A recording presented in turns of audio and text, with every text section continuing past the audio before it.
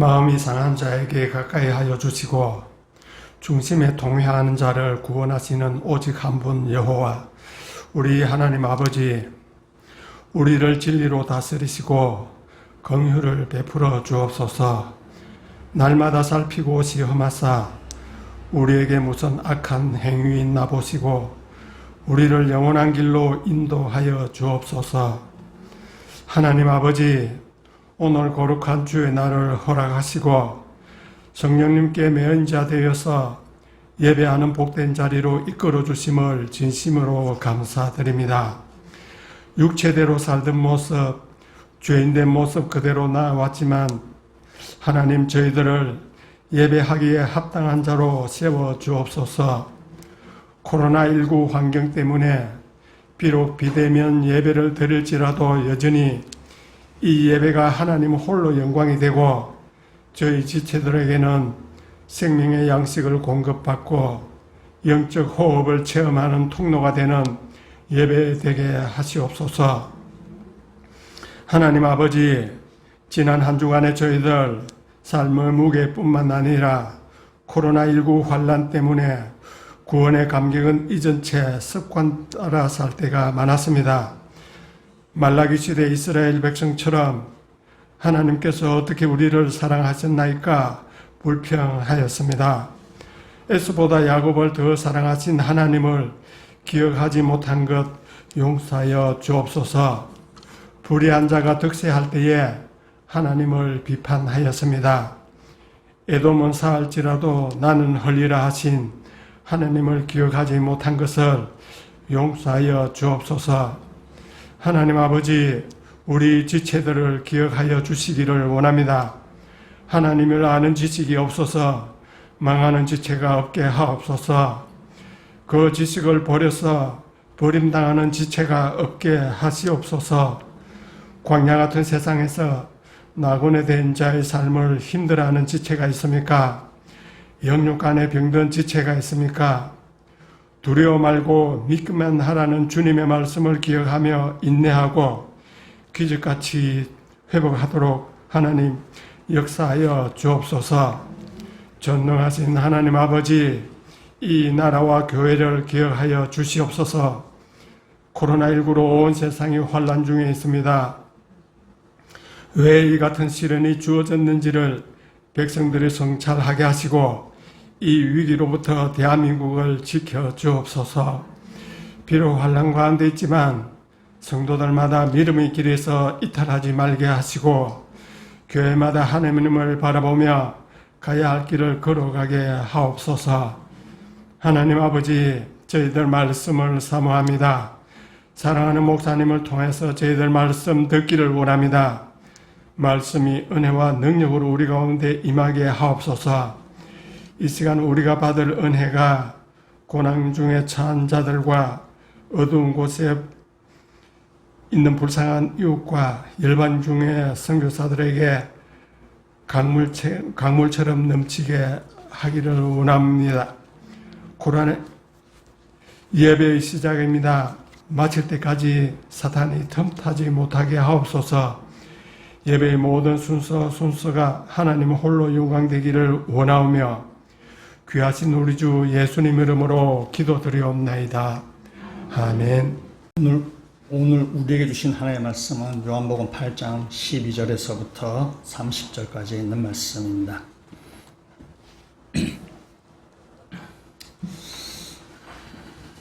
8장 12절부터 30절까지 있는 말씀 제가 읽고 마지막 30절은 같이 읽도록 하겠습니다.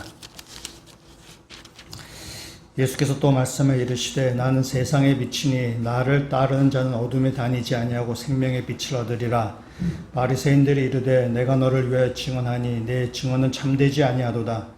예수께서 대답하여 이르시되 내가 나를 위하여 증언하여도 내 증언이 참되니 나는 내가 어디서 오며 어디로 가는 것을 알거니와 너희는 내가 어디서 오며 어디로 가는 것을 알지 못하느니라. 너희는 육체를 따라 판단하나 나는 아무도 판단하지 아니하노라.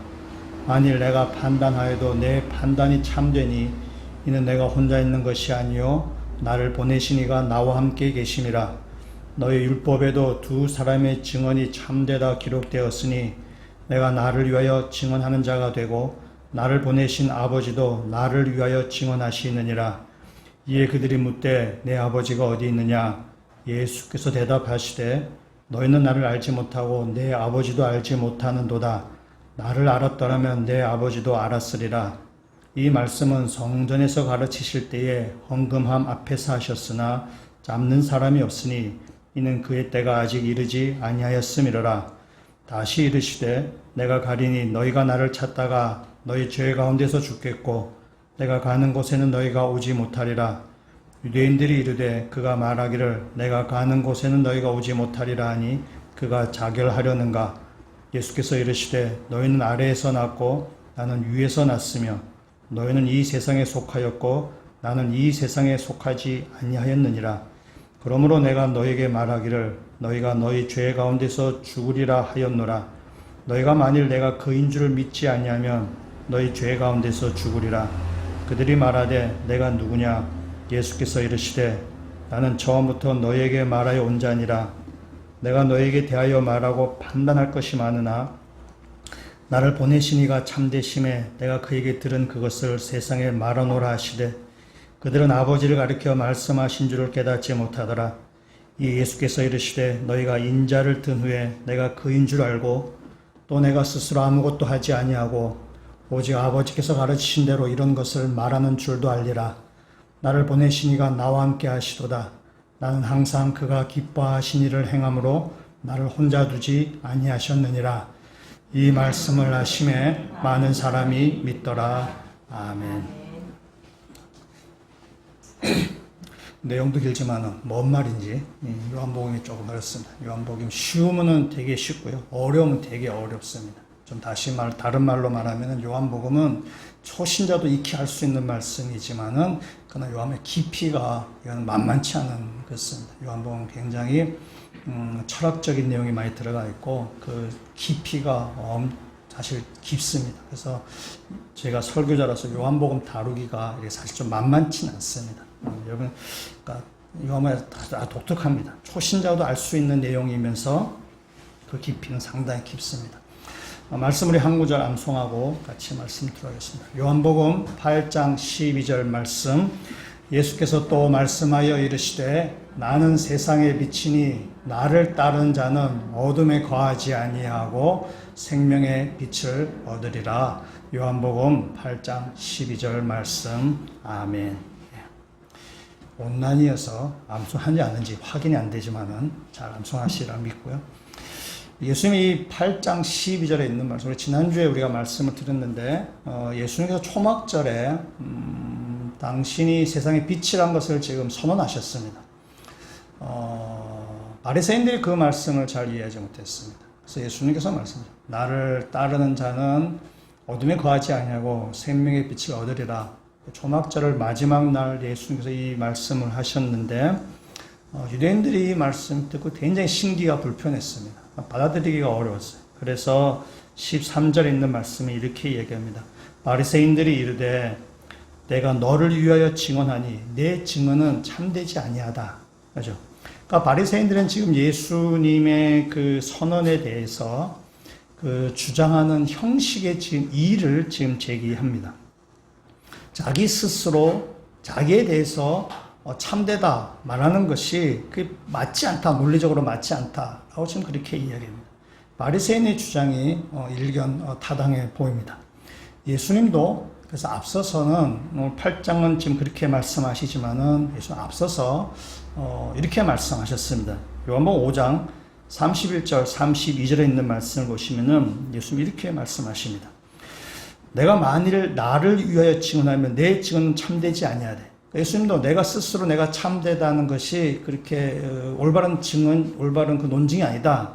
그렇게 이야기하시면서 나를 위하여 증언하신 이가 따로 있으니 나를 위하여 증언하신 이는 그 증언이 참인 줄 아노라. 그러니까 내가 내 스스로 증언하는 것이 별로 이렇게 참된 논증 방법이 아니다. 그래서 나를 증언하는 사람이 따로 있다. 그래서 그 사람의 증언이 참되다라는 것을 얘기하십니다. 그러면서 5장 32절 이에 쭉 나오는 내용이 뭐냐면 세례 요한의 증언, 그다음에 구약 성경의 증언, 그다음에 성부 하나님의 증언. 그것이 다 예수 그리스도가 참이시라는 사실을 증언하고 있다라고 요한복음 5장에서 예수님 그렇게 말씀하십니다. 그런데 바리새인들은 그 논증조차 받아들이지 않습니다. 예수님이 참이라는 것에서 그들은 거절합니다. 그리고 이제 8장에 와서 예수님은 다른 사람의 증언을 내세우도 너희들 믿지 않기 때문에 예수님 자신이 지금 참이다라고 지금 증언하십니다. 이 말씀은 뭐냐면은 이 8장에 나는 세상의 빛이다. 나를 따르지 않는 자는 어둠에 거하지만은 나를 따르는 자는 영생을 얻는다라는 이 말씀을 논증해 가는데 이 유대인들, 이 바리새인들이 그 예수를 믿지 않는 가장 근본적인 그 부분을 지금 예수님께서 지금 8장 이하에 지금 건드리십니다. 때문에 증언을 누가 하느냐, 또 증언이 몇 명을 하느냐, 그것이 좀 중요한 것이 아닙니다. 예수를 이 유대인들이 믿지 못하는 근본적인 지금 이유를 예수님께서는 지금 지적하고 계십니다. 그래서 오늘 말씀 그거예요. 예수님을 믿지 못하는 유대인들, 이 무언가, 그 근본적인 이유가 뭔가를 오늘 이 말씀을 통해서 같이 한번 보려고 하는 것입니다. 이해를 돕기 위해서 한 재미난 이야기를 한 가지 해보겠는데, 2008년에 EBS에서 방송했던 내용입니다. 제가 세 가지 사물을 이야기할 텐데, 여러분 그 세 가지 사물 중에 두 가지만 묶어보시면 좋겠습니다. 원숭이, 팬더, 바나나. 뭐할까 뭐를 묶으시겠어요? 원숭이, 바나나. 예, 맞습니다. 그렇게 묶으셔야 돼요. 제가 또 하나 해보겠습니다. 왜냐하면, 이건 지능 테스트가 아니기 때문에 부담 없이 대답하셔도 돼요. 또 세 가지 사물을 말씀드리겠어요. 그것도 역시 또 두 가지를 묶어보시면 되겠어요. 주간 잡지, 그 다음에 공책, 연필. 뭘 묶으시겠어요? 연필. 예. 여러분은 동양인이 분명합니다. 동양인은 첫 번째 질문, 원숭이, 팬더, 바나나에서 원숭이와 바나나를 묶습니다. 서양 사람들은 이 질문 앞에 원숭이와 팬더를 묶습니다. 우리는 동양 사람은 이런 거예요. 동양 사람은 사물의 관계를 굉장히 주목합니다.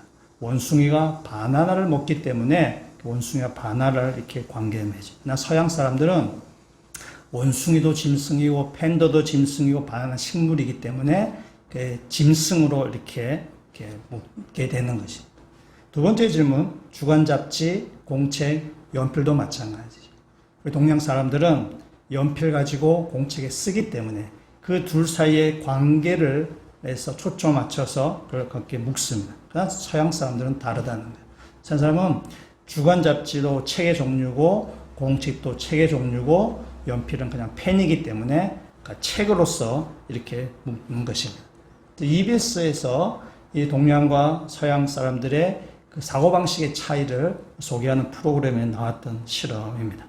그래서 같은 사물을 보더라도 동양에 속해 있느냐 서양에 속해 있느냐에 따라서 그 차이가 생기는 거죠. 사람 자체는 별 차이가 없어요. 똑같은 사람이지만은 내가 어디에 소속되어 있느냐에 따라서 사물을 보는 눈이 달라지게 됩니다. 외국 사람들이 우리나라에 와서 여러 가지 문화 충격을 많이 이제 받게 되는데 그 중에 하나가 이것에 충격을 받는다 그래요. 밥 한번 먹자. 이 말에 이렇게 충격을 받는다고 합니다. 우리는 밥 한번 먹자라는 말이 이게 무슨 의미고 이것이 어떤 뜻이고 이걸 우리가 어떻게 대처했는지 우리는 다 압니다. 누가 설명하지 않아도. 근데 외국인들은 밥 한번 먹자. 그러면은 그 말 또 기다린다. 기다리다가 아무 연락이 없으니까 전화를 한다는 거예요. 전화를 하면은 그 전화를 받는 사람 얼마나 당황했겠어요. 그죠? 그 생각에 정말 당황했겠다 이런 생각이 듭니다. 그러니까 외국인들이 우리나라에 와서 문화적인 충격 받는 것 중에 하나가 이게 밥 한번 먹자라는 그 인사말이라고 합니다. 같은 사람이지만은 우리가 서로 다른 문화 속에 살다가 보니까 서로 다르게 이해하게 돼요. 다르게 이해하다 보니까 오해가 생기게 되는 그런 일들은 우리는 주변에서 많이 만나게 됩니다. 그래서 사람은 어디에 속해 있느냐에 따라서 사물을 보는 시각이 달라지게 됩니다. 내가 소속이 어디 있냐에 따라서 나의 관점도 달라지게 되는 것입니다. 오늘 말씀 다시 돌아가셔서 지금 유대인들이 예수님을 믿지 못하는데 믿지 못한 근본적인 이유가 바로 여기에 있습니다. 14절에 있는 말씀을 한번 보시면 이렇습니다. 예수께서 대답하여 이르시되 내가 나를 위하여 증언하여도 내 증언이 참되니 예수님이 나를 위해서 증언해도 그것이 참되다. 왜냐하면은 나는 내가 어디서 오며 어디로 가는 것을 알거니와 너희는 내가 어디서 오며 어디로 가는 것을 알지 못하느니라.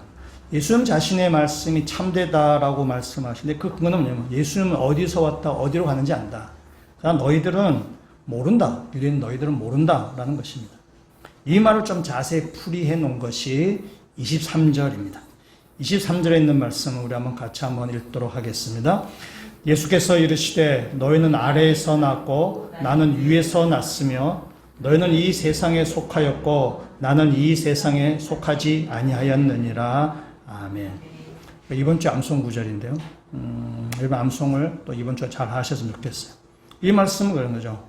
예수님은 위에서 났고 유대인은 아래에서 났다라고 지금 이야기합니다. 그러니까 예수님은 하늘에 속해 있고 유대인들은 땅에 속한 사람입니다. 때문에 유대인들이 예수를 믿지 못하는 가장 근본적인 이유는 뭐냐면은 소속이 다르기 때문에 그렇습니다. 유대인들은 땅에 속한 사람이기 때문에 하늘에 속한, 하늘에서 내려온 예수 그리스도를 이해할 수가 없는 거죠. 믿을 수도 없는 거죠. 그래서 거기서 오해가 생기기도 하는 것입니다. 유대인들이 성경적인 지식이 부족해서 예수를 모르는 것이 아닙니다. 바리새인이나 서기관이나 대제사장들은 종교 지도자들입니다. 구약 성경에 아주 박식한 사람들. 이 성경을 모르기 때문에 예수를 모르는 것이 아닙니다. 그 예수를 믿지 못한 이유는 땅에 속해 있는 사람이기 때문에 그렇습니다. 땅에 속해 있기 때문에 소속이 다른 하늘에 속해 있는 예수님을 그들은 도저히 이해할 수가 없습니다. 성경적인 지식이 많다 그래서 예수님을 아는 것은 아닙니다. 성경적인 지식이 우리나라의 지성인 중에 한 명이신 도올 김용옥 선생 같으신 분은 성경도 많이 알고 또 신학수적도 많이 읽고 또 신학대학도 다닌 적이 있고 또 성경에 대한 주석도 씁니다. 나름대로 성경에 대한 주석도 씁니다. 그리고 그분의 집안은 독실한 기독교 집안입니다. 그럼에도 본인은 기독교인이 아니라고 이야기하고 기독교는 세상에서 없어져야 될 종교라고 이렇게 이야기합니다. 물론 그분이 말하는 기독교라는 것은 굉장히 부정적인 의미의 좀 그런 의미에서 기독교이지만은 우리도 기독교 안에 부정적인 좀 이렇게 좀 눈살 찌푸리게 하는 그런 부분들이 있지만 그렇다고 해서 우리가 기독교를 없어져야 될 존재라고 말하지는 않습니다. 아버지가 자식에 대해서 아들이 아무리 망난이라 치더라도 아버지와 아버지 자식을 포기하지 않는 것처럼 기독교 안에 여러 가지 죄악된 이렇게 악한 부분들도 있고 세상에 민폐되는 그런 부분들도 있지만 그렇다고 우리가 기독교 신앙을 부정하지 않고 기독교가 없어야 될 종교라고 말하지는 않습니다. 그래서 성경적인 지식이 부족하다 그래서 예수를 모르는 것이 아닙니다. 성경 지식이 많아도 예수님을 모르게 되는 거죠. 왜냐하면 소속이 다르기 때문에 그렇습니다. 땅에 속한 사람은 하늘에 속한 예수님을 도저히 알 수가 없습니다. 이해할 수가 없는 것입니다. 하늘과 땅은 맞닿아 있지 않습니다. 하늘과 땅은 결코 접촉점이 없습니다. 땅은 하늘을 도저히 이해할 수가 없는 것입니다.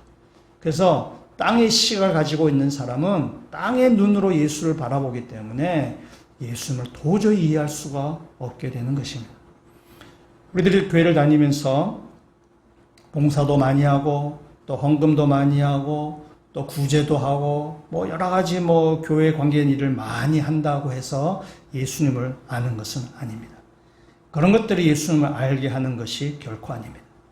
하늘에 속하지 아니하면은 땅에 있으면은 예수님을 믿을 수도 없고 예수님을 이해할 수도 없고 예수님을 따라갈 수도 없습니다. 우리의 소속을 다시 한번 점검하셔야 되는 것입니다. 내가 땅에 속한 사람인지 하늘에 속한 사람인지를 점검하셔야 되는 것입니다.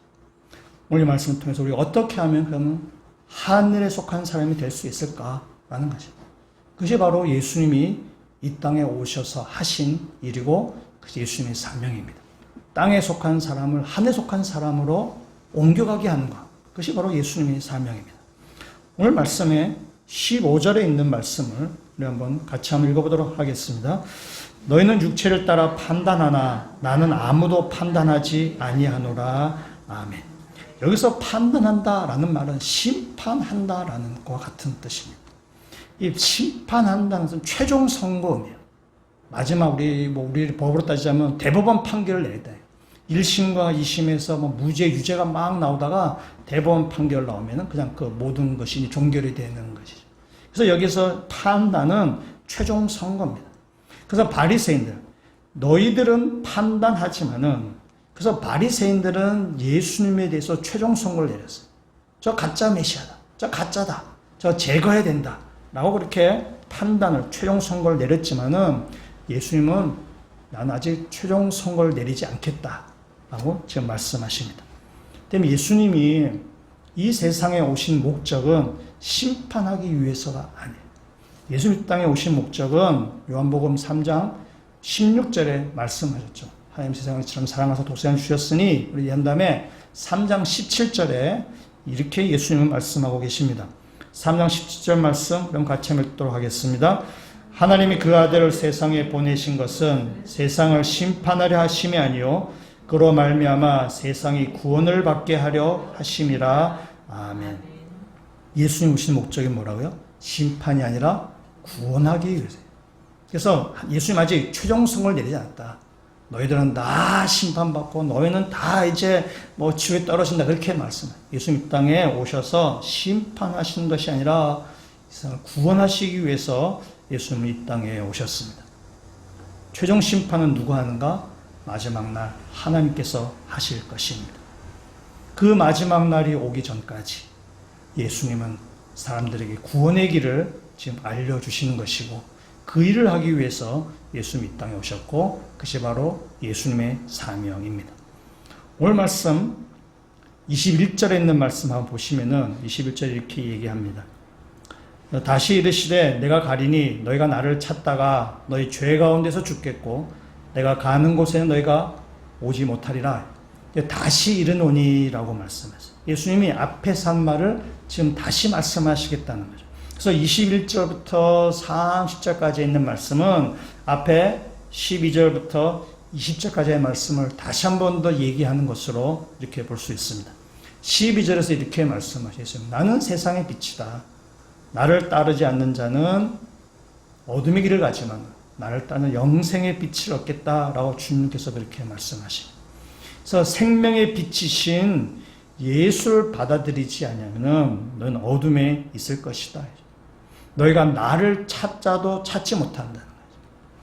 유대인들이 메시아를 찾고 있었어요. 메시아를 그들이 기대하고 있었는데 메시아를 찾아도 예수님이 왔음에도 불구하고 예수를 메시아로 보지 못합니다. 왜냐? 어둠에 있기 때문에 그렇습니다. 참된 메시아가 왔음에도 불구하고 그 사실을 볼 수 없는 영적인 맹인 상태에 있는 것, 어두운 가운데 있는 것이 바로 이 유대인, 당시 유대인입니다. 그래서 너희가 나를 찾지만은 찾지 못할 것이다. 너희가 어두운 가운데 있기 때문에. 그래서 너희가 죄 가운데 죽을 것이다 라고 주님께서 지금 말씀하십니다. 죄 가운데서 죽을 것이다 라고 말씀합니다. 비슷한 표현이 24절에 나오는데 24절에도 이렇게 이야기하고 있습니다. 그러므로 내가 너에게 말하기를 너희가 너희 죄 가운데서 죽으리라 하였노라. 너희가 만일 내가 그인 줄 믿지 않으면 너희 죄 가운데서 죽으리라. 너희가 나를 믿지 않으면 너희가 죄 가운데서 죽겠다. 21절, 24절 죄 가운데 죽겠다라는 비슷한 표현이 나오는데 조금 다릅니다. 21절에 나오는 죄는 단수형입니다. 24절에 나오는 죄는 복수형입니다. 그래서 21절에 나오는 죄는 예수를 거역하는 죄를 이야기하고 24절의 죄는 복수형이기 때문에 예수를 거역함을 통해서 그로 파생되는, 결과되는 그 모든 우리가 짓는 죄를 말하는 것입니다. 그러면 질문을 해볼게요. 우리가 죽는 것은 죄 가운데 죽는다고 했는데 우리가 21절의 죄 때문에 죽겠습니까? 24절의 죄 때문에 죽겠습니까? 21절이죠. 단수형의 죄. 예수를 거역하는 죄 때문에 우리가 죽는 거예요. 그 예수를 거역하기 때문에 파생되는 죄들이 우리가 나타나는 것이지 우리의 근본적인 죄, 예수를 거역하는 죄 때문에 우리는 죽임을 당할 것이라는 것입니다. 예수를 거역하는 것은 왜냐? 우리가 땅에 속해 있는 자이기 때문에 땅에 속해 있는 자이기 때문에 예수를 우리가 받아들이지 못하는 것이고 예수를 거역하는 것이고 그러면서 우리 상관의 죄가 이렇게 결과돼서 나타나는 것입니다. 때문에 우리가 땅에 속한 자가에서 하늘에 속한 자로 우리가 옮겨가야 되는 것이죠. 땅에 속한 자는 심판과 죽음이 있을 뿐이지만 그러나 그 땅에 속한 자에서 하늘에 속한 자로 올라가야 됩니다. 그것은 바로 예수 그리스도를 영접하는 것입니다.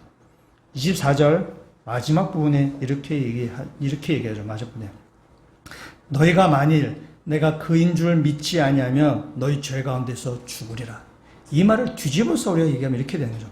너희가 만일 내가 그인 줄 믿으면 너희는 죄 가운데서 죽지 않으리라. 너희는 영생하리라. 너희는 살리라 하고 말씀하십니다. 그래서 우리가 예수 그리스도를 믿으면 우리는 영생하게 죽지 않게 된다는 것입니다. 때문에 그리스도인이 된다는 말은 무슨 말인가? 주인이 바뀌는 사건이에요. 나의 소속이 바뀌는 사건이에요. 땅에 속해 있던 자가 하늘에 속한 자로 바뀌는 사건. 그것이 예수를 믿는 것이고 그리스도인이 된다는 의미입니다. 우리의 주인이 바뀌는 것입니다. 세상이 우리 주인이 아니라 이제 하나님이 우리의 주인이 되는 거예요. 땅이 우리의 주인이 아니라 하늘이 우리의 주인이 되는 사건.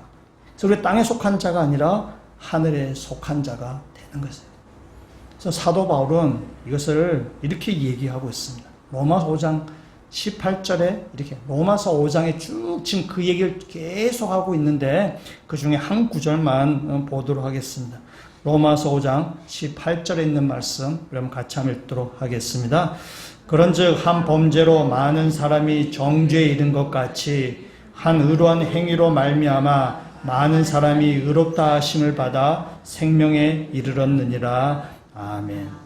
여기에 이 한 범죄로 많은 사람이 정죄는 같이 이 한 범죄는 아담의 범죄를 이야기합니다. 하나님의 말씀에 불순종한 아담의 범죄를 얘기합니다.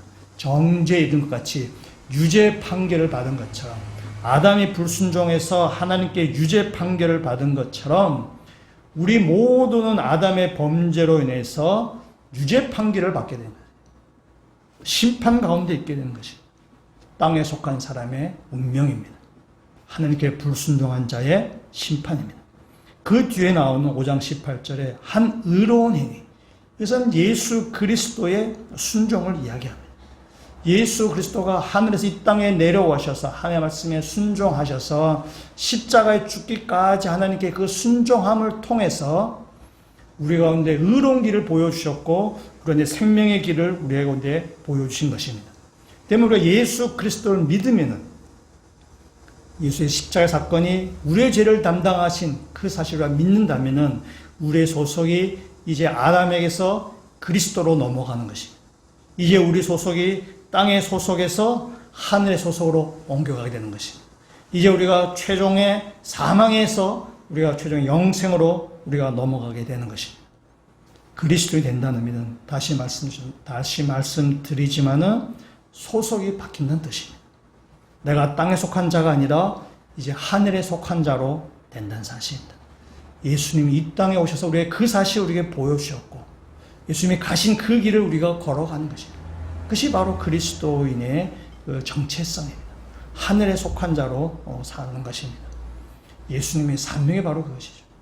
이 땅에 오셔서 마지막 심판하실 그날까지 이 땅에 있는 땅에 속한 사람들을 하늘에 속한 사람으로 옮겨가게 소속을 바꾸게 하시는 것이 바로 예수님의 사명이고 이 땅에 오셔서 하신 일입니다.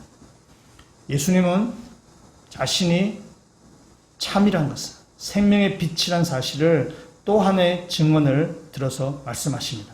그것이 바로 18절에 있는 말씀입니다. 내가 나를 위해 증언한 자가 되고 나를 보내신 아버지도 나를 위하여 증언하시니라. 그 예수님 자신이 증언이시며 하나님이 바로 증언이라고 이야기하고 있습니다. 그러나 유대인들은 예수님이 하나님 나의 아버지다, 하나님 나의 증언이라고 이야기하니까 유대인들은 그걸 받아들이지 못했습니다. 네가 어떻게 하나님 네 아버지라고 부르느냐. 그러니까 유대인들은 육신의 아버지를 생각했습니다. 하늘의 아버지가 아니라 육신의 아버지를 생각하는 거죠. 왜냐하면 유대인들은 하나님의 이름조차 함부로 부르지 않습니다. 하나님의 이름을 망령되이 일컫지 않기 위해서 하나님의 이름도 함부로 부르지 않는데, 예수님이 하나님의 아버지라 부르니까 아주 이게 참남하도다, 신성모독이라, 그래서 예수님을 죽이려고 했던 것이 바로 유대인입니다. 유대인은 예수님을 이해하지 못하는 거죠. 여전히 땅에 속해져 있기 때문에 이 예수님을 결코 이해하지 못한 것이고, 그래서 예수님을 제거하려고 하는 것입니다. 근데 예수님이 하나님을 증언으로 내세운 이유가 왜 중요한가?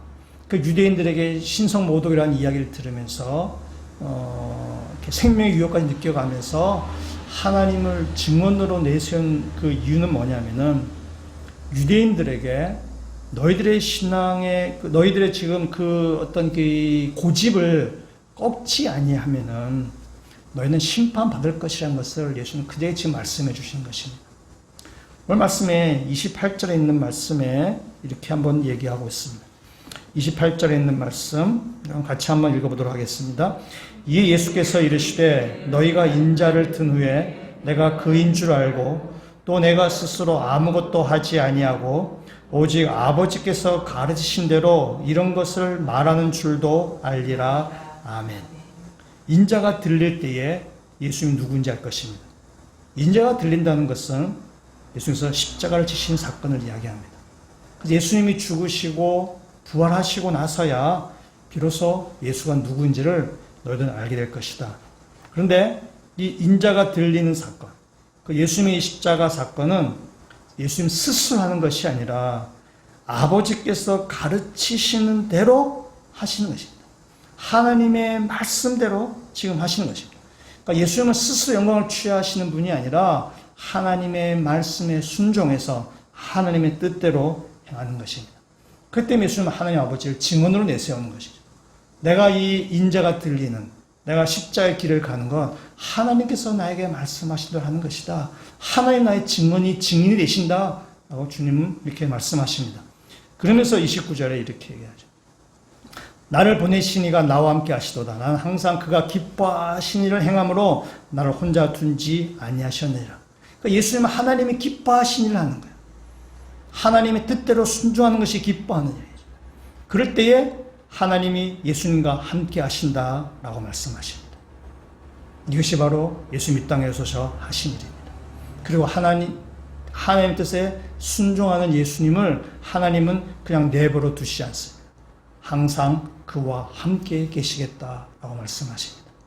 하나님 뜻에 순종, 하나님이 기뻐하신 그 일을 하는 예수님. 그래서 예수님은 하나님을 증언으로 내세우는 거죠. 내가 하고 싶어 하는 일이 아니다. 내가 원해서 하는 길이 아니다. 하나님께서 하시는 그 일을 하는 것이다. 하나님 나의 증언이 되신다 라고 말씀하십니다. 그래서 하나님께서 하신 일을, 하나님께서 뜻하신 바를 행하실 때에 30절에 있는 말씀, 믿는 자가 더해진다고 얘기하는 거죠. 소속이 바뀐 자가 생긴다는 것입니다. 이 요한복음에 믿는 자가 많아진다, 많은 사람이 믿더라 해서 이 사람들이 완전히 신의 완성된 그 형태랍니다. 요한복음에 믿는다라는 표현은 여러 번 나오고, 이 사람들 역시 믿음이 성장해 가야 될 사람들입니다. 어떻든 간에 예수 그리스도를 믿고 그게 소속이 바뀌는 사람이 생기는 것이고, 20절에 있는 말씀에도 보시면은 예수님께서 이 말씀을 성전에서 하셨는데, 이 헌금함이 있는 곳은 바로 여인의 뜰입니다. 여인의 뜰에서 했는데 잡는 사람이 아무도 없다. 왜냐하면은 아직 그의 때가 이르지 아니했기 때문이라는 거죠. 그래서 하나님의 말씀에 순종해서 이 땅 가운데 예수님 세상 구원하는 그 일을 행하실 때에 유대인들이 예수를 잡을 수 없다는 것입니다. 예수님이 무슨 무장을 하신 분도 아니시고, 예수님의 제자들이 무슨 깍두기 아저씨들도 아니고, 예수님이 주변 사람들의 우락부락한 사람들도 있는 것이 아닙니다. 예수님을 잡으려면 얼마든지 잡을 수 있어요. 그러나 유대인들이 예수를 잡을 수 없습니다. 이유는 하나입니다. 하나님의 때가 이르지 않았기 때문에 그렇습니다.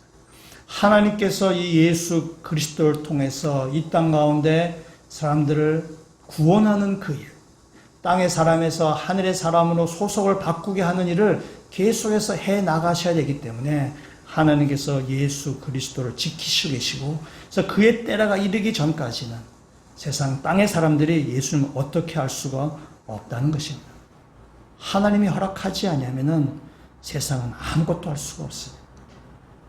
우리가 하늘에 속한 사람으로 살아갈 때에 하나님께서 예수 그리스도 함께 하신 것처럼 하나님께서 우리와 함께 하셔서 하나님 우리의 보호자가 되시고 우리를 지켜주신다는 사실입니다.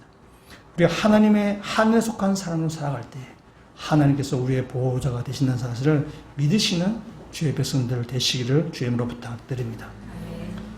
유대인들은 땅에 속한 사람이기 때문에 예수님도 그들을 알지 못했고 하나님도 그들은 제대로 알지 못했습니다. 그래서 예수님을 하나님의 아버지라고 부르니까 그들은 그냥 육신의 아버지로 생각한 것입니다. 못 알아들은 것이죠. 여러분, 유대인들이 그 예수님의 말씀을 못 알아들은 상태로만 끝나면 괜찮아요. 그냥 못 알아들어요. 그러니까 무지한 것이니까. 근데 그 정도만 해도 뭐 괜찮은데, 이 무지한 상태가 어떻게 되는가 하면 예수님과 충돌을 해버리게 되는 거예요. 예수님과 충돌을 하고 예수님과 부딪혀서 예수님을 제거하게 하려고 하는 그 악행을 저지르게 되는 것입니다. 무지해서 내가 배워야 되겠다, 내가 깨우쳐야 되겠다는 것이 아니라 이 무지한 것을 고집을 피우게 되기 때문에 충돌하게 되는 것이죠. 1995년 10월에 실제 있었던 일이라고 합니다. 미국 해군과 캐나다 뉴펀들랜드 지역 해안 경비 당국에 무선 그렇게 통신 내용이 있었는데 이렇게 얘기합니다. 미국 해군이 이렇게 통신합니다. 북쪽으로 15도 항로를 바꿔주시기 바랍니다. 충돌할 것 같습니다. 캐나다에서 충돌을 피하려면 귀함이 남쪽으로 15도 항로를 바꾸셔야 될 것 같습니다. 미군이 다시 얘기합니다. 여기는 미 해군 함정의 함정이다. 반복한다. 항로를 바꿔라. 캐나다, 안 된다. 다시 말하겠다. 귀함이 항로를 바꿔라. 미군이 다시 얘기합니다. 여기는 미군 대서양 함대에서 두 번째로 큰 항공모함 링컨호다. 우리는 구축함 3척, 순양함 3척, 그리고 아주 많은 지원 함정을 거느리고 있다. 항로를 북쪽으로 15도 옮길 것을 명령한다. 그렇지 않으면 큰 피해를 입을 것이다. 이제 교만하죠. 워낙 큰 데이기 때문에 부딪혀봐 니네만 손해다 라고 해서 아주 이렇게 얘기합니다. 캐나다에서 이야기합니다. 여기는 등대다. 네 마음대로 해라. 라는 거죠. 항공모함이 큰 배죠. 엄청난 큰 배입니다. 엄청난 큰 배라 치더라도 육지하고 충돌해서 그건 살아남을 수는 없습니다. 빨리 항로를 바꿔야만 살아남는 것입니다. 우리들이 세상에서 아무리 높은 지위를 가지고 있고, 그래서 사람들이 내 앞에서 설설설 다 길고, 세상에서 무서울 것이 하나도 없는 그러한 인생을 살아간다 치더라도 우리가 땅의 사람이라면 마지막에는 심판이 있을 수밖에 없습니다. 땅에 속해 있는 사람은 하늘과 부딪혀서 살아남을 수 없습니다. 땅에 속한 사람은 죄 가운데 죽을 수밖에 없습니다. 죄의 항로를 바꿔야 됩니다. 땅에서 하늘로 방향을 틀어야 됩니다. 그래야만 살 수 있는 것입니다. 예수님이 이 땅에 오셔서 우리 가운데 이제 아담의 후손이 우리 가운데 이제 두 번째 아담이신 예수 그리스도로 돌아오라고 주님께서 말씀하시고 그 일을 위해서 이 땅에 오셨어요. 이제 우리가 땅에 속한 자가 아니라 이제 하늘에 속한 자로 살아가기를 결단하시고 예수 그리스도에 속한 사람으로 살아가셔야 됩니다. 땅에 속한 자는 하늘에 속한 자로 주인이 바뀌는 사건이 바로 그리스도인이 되는 사건입니다. 세상의 주인이 아니라 하나님의 주인으로 잡는 것입니다. 세상의 빛을 우리가 영접하는 사건입니다. 우리가 세상에 이 빛을 우리가 영접할 때, 우리가 빛 가운데 거하려고 할 때에 세상은 달고하지 않습니다. 세상만이 아니라 우리 안에서도 그 빛을 달고하지 않습니다. 우리 안에 죄성이 남아있어요. 우리 안에 아직 어둠이 남아있어요. 그래서 예수님이 세상의 빛이다. 나를 믿는 자는 영생의 빛을 거한다. 라고 해도 우리는 그를 달가워하지 않아요. 우리는 여전히 죄성이 남아있는 것입니다. 우리 말씀을 통해서 우리가 빛 가운데 거할 때, 우리가 빛을 선택할 때 하나님께서 우리를 지켜주신다는 사실입니다. 하나님을 기뻐하시는 삶을 살 때에 하나님께서 예수님과 항상 있는 것처럼 우리 가운데도 함께 계시겠다고 주님께서 약속하셨습니다. 그 하나님이 우리의 인생을 인도해 가실 것이라는 사실을 믿고 이 땅에 있지만 하늘에 속한 자로 살아가시는 모든 주의 백성들 되시기를 주의 이름으로 축원합니다. 같이 한번 기도드리시겠습니다. 세상의 어두운 가운데서 생명의 빛을 보게 하여 주심을 주님 감사합니다. 우리들이 하늘에 속한 자인들을 믿습니다. 하늘에 속한 자답게 살아가게 하여 주시옵소서. 우리 공동체 식구들 가운데 아직 땅에 있는 자가 있다면 주님 소속이 바뀌게 되기를 원합니다. 하늘에 속한 자가 되기를 원합니다. 세상의 주인이 아니라 하나님이 주인 되는 삶을 살게 하여 주시옵소서. 하늘에 속한 자를 주님께서 지켜주신다는 그 믿음을 가지고 이 땅 가운데 하나님의 인도함 따라 하늘의 가치관을 가지고 살아가는 모든 주의 백성들 되게 하여 주시옵소서. 감사드리며 예수 그리스도 이름으로 기도합니다. 아멘.